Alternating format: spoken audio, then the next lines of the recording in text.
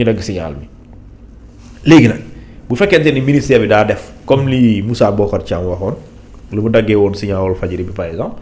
loolu CNRA dafa doon génn ne ko yow monsieur le ministre vous n'avez pas les compétences de couper au signal parce que en principe c'est ça moo tax état au Sénégal dina fay Walfadjri de est-ce que xam nga loolu. ndax war na ko fay. parce que da leen tooñ parce que du ministre mooy dagg ko signal. nga dagg ko ay weer foo ko teg. comment un ministre peut couper au signal d'une télévision amul compétence amul prérogative yi donc le seul organe habilité à couper un signal légalement je dis c'est le CNRA. léegi nag ku ko coupé te si benn média te jaaruñ foofu noonu média boobu bu ko neexee porte plainte bu demee Cour suprême da koy jox dëgg. moo tax Walfadjri jamono jooju dañ ko ne yow ñii ñoo la tooñ. parce que ki coupé war ko coupé d'ailleurs lu mu la yàqal sax kenn xamul ñaata la moo tax war na ko fay ay millions judiciaires xaw ma ñaata la. waaye war na ko fay donc loolu pour dire que CNRA moom ci présidence de la République la bokkul ci ministère de la communication voilà.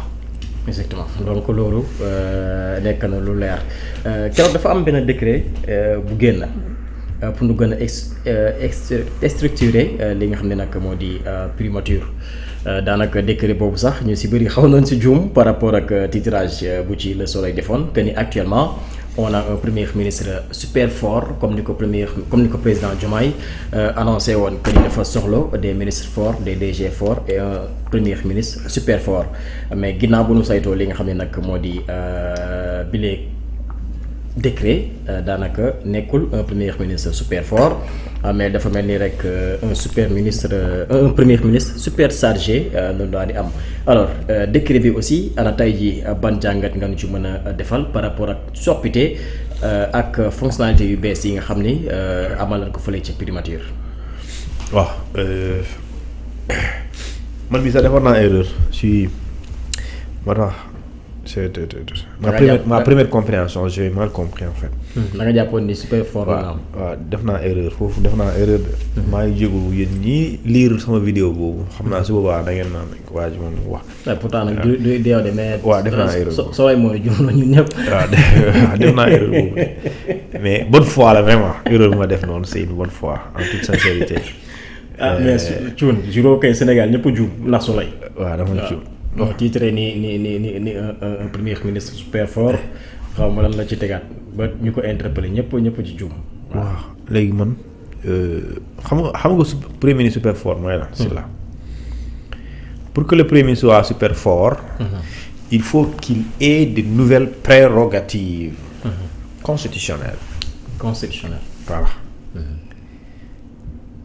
Pour que premier ministre am lu ñu tuddee ce titre de wala cette qualificatif de super fort il faut d'accord de nouveaux pouvoirs pas pouvoir mais prérogatives constitutionnelles constitution mooy joxewaate li ñu tuddee doole du président mooy joxewaate doole constitution koy jox maanaam premier lu mu am tey président bi mënu ko du président moo yëkkati jox ko constitution moo ko jox constitution boobu moo sédd président waaye bi mu ko séddee président boobu constitution bi daf ko ne président am na loo xamante ni mënoo ko bokk de.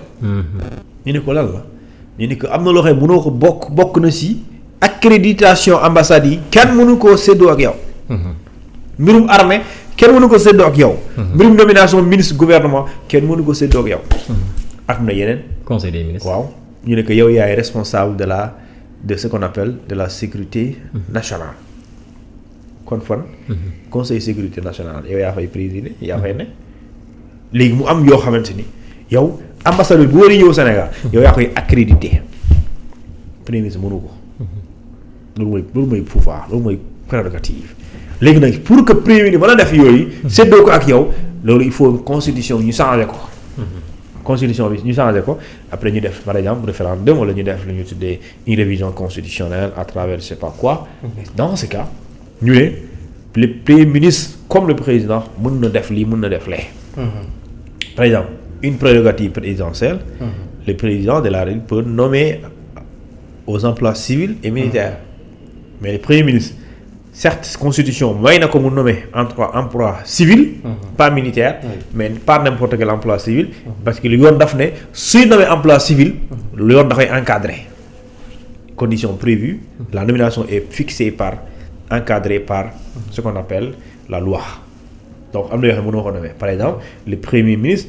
ne peut pas nommer un ministre mais il peut nommer. xam nga nomination ministre civil la. mais il ne peut pas nommer un ministre. il ne peut pas nommer un directeur par exemple de la RTP par exemple le directeur d'une agence mënu ko nommer pour la nomination la mais mën na nommer chef de protocole.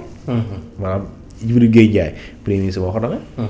ak yeneen yow bu la bëggoon nommer tey nga nekk conseil spécial mën na ko nommer. mais am na yoo xam ne mënu ko nommer. léegi nag kon li am jamono ji ci primature bi. c'est une réorganisation maanaam dañoo mbir mi dafa tënku woon. dañ ko tink yaatal ko. indi ñeneen ñoo xam ne ñoo koy liggéey ba pare joxe ay branches. d'accord indi ay kuréel indi ay organes loo xamante ni mbir yoo xam par exemple l'organe cellule xawma bi nga xam ne moo yore moo def suivi conseil des ministres maanaam préparer di war a am ci conseil des ministres préparer lu ñu tuddee les communications des différents ministres. préparer également après le conseil des ministres li ñu fa waxtaanee loolu la ñu te ñu jël décision mu nekk instruction. nan lañ ko mettre en exécution. dafay def suivi bi donc loolu la ñuy yaatal. auparavant dañuy gis ne loolu yaataluñ ko woon dañ ko boole woon ci benn mbir léegi dañ ko éclater. le éclatement boobu noonu ça veut dire que mais bu fekkee dañ koy éclater le premier ministre loolu yëpp ci ndigalam la nekkoon léegi dañ ko yaatal gën koo détailler léegi chaque élément mu am ñoo xamante ni ñoom ñoo fa war a nekk léegi souvent lu ñu jublu ñu ne pour liggéey bi gën a gaaw ñu bañ a am lu ñu tuddee rétention d'information parce que lii Ousmane Sonko waxoon na ko bu yàgg ne état au Sénégal gouvernement bu administration bu Sénégal bokk na ci jafe-jafe mooy rétention d'information mooy les comptes rendus de yéex maanaam li ñuy bu nit ñi santee dara nit yi fonctionnaire wala agence yi ñu war a def day yéex lool pour lu ñu wax wala ñu décider mu dellu mais aussi ak leneen ñu ne dafa bëri réunion yu ñuy def et Sénégal yi xam nañu ko il y a beaucoup de réunions dans ce pays il y a beaucoup de séminaires il y a beaucoup de rencontres il y a beaucoup de colloques loolu noonu ñooñu xam nga dafa bëri daal dafa bëri léegi décision bu jógee ci kaw léegi balaa ñu koy appliquer rek dinañ def réunion yu dul jeex gars yi dem hôtel bi rencontre hôtel B gars yi naan waa nañ voyager dem mission xawma lan et cetera loolu lu muy yàq moo tax des fois mën nga am projet boo xamante ni un projet de 100 millions mais liñ ciy fay ay hôtel ay séminaire yooyu soo moytuwul dina mat ça ay presque 30 millions ci te loolu jaru ko li ëpp solo mooy dès l'instant on jël décision yi alors ñi nga xamante ni du point de vue technique xam nañu donc nañu appliquer li nga xamante ni moom mooy directive yi pour ñu gën a baral jéego pour ñu am une administration moderne les administrations publiques sont dans les 2 autres pays sont modernes daal nekkuñ ci détails yi nga xamante ni ay réunions yu dul jeex te réunions yi sax physique war na mën a dakk léegi mën nañ toog visioconférence wax li ñuy wax ku nekk dem sa yoon mënoo sax du jar sax nga jógee sa bureau parce que réunion boobu comme naa une réunion warul dépasser 2 heures de temps donc toogal sa bureau nga taal sa cam ñu installé la li ñu tuddee possibilité nga mën a def vidéo vidéoconférence ku ne fi nga toog doo bouger soo paree nga continuer sa liggéey est-ce que jar na dem hôtel arrêté sa liggéey dawal sa oto carburant bi tardé fii nga sonn ba pare doo delluwaat bureau yooyu dañuy tardé wax dëgg yàlla vraiment alors lu tolloog ñetti fan étudiants yi ñu ngi woon ci tali bi doon jàmmaarloog takkadeer yi doon demander aussi li nga xam ne nag moo di seen bourse ci ginnaaw loolu dafa am bilan des opérations de secours yu ñu daan def après yooyu les affrontements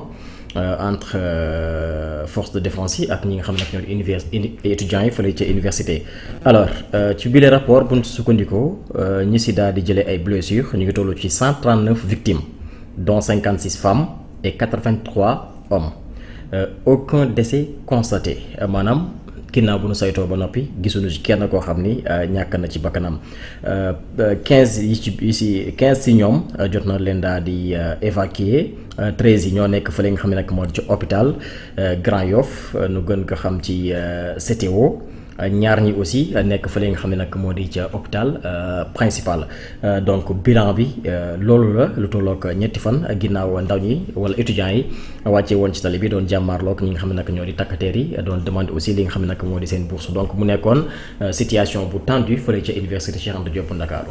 waaw c'est regrettable déjà bilan bi mais dañuy sant yàlla ginnaaw amul ku dee.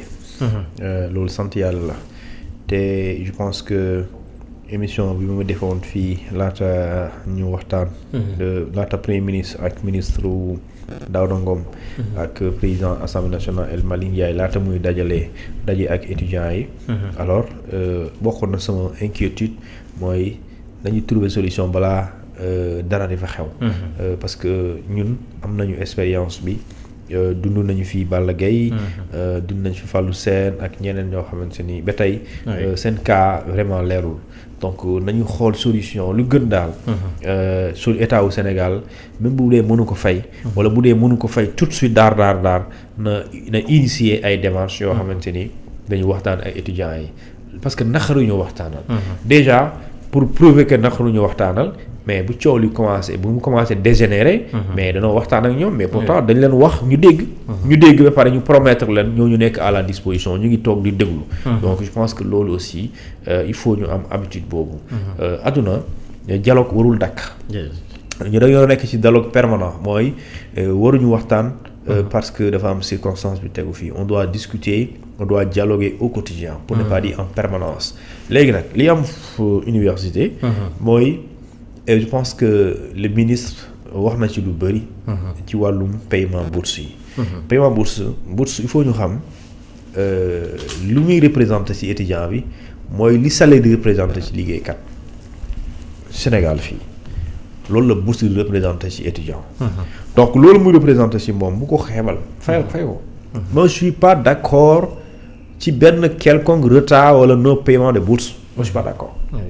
léegi nag li am solo moom mooy dafa am àdduna ñett yi li nga bëgg li nga mën ak li war a nekk te ñett yi bu dajee li mën a nekk moo fi yem de jërëjëf bu dee yow da ngaa bëgg dara ñëpp xam ne bëgg nga nangul lañ la ko mais bu dee mënuñ ko léegi après duñ ko mën def yow li war a ne yow war nga war a dem fii waaye mënul nekk li sës kon mooy lan li mën nekk kon lu mën a nekk la ñuy def donc nag léegi kon li mën a nekk mooy nga tenir un langage de vérité wax leen sëñ bi lii ak lee ñu téye ko léegi nga su boobaa bu dee li ñu bëgg mënuloo ko nga wax leen li nga mën ñu xool jamono mais war noppee loolu day créer problème te loolu bu fitna bi lu muy jur rek mooy ñi gaañu yi ñëpp ay sénégalais la c'est des familles sénégalaises muy policier muy étudiant bi léegi su boobaa ça veut dire que au moins 300 familles sénégalaises.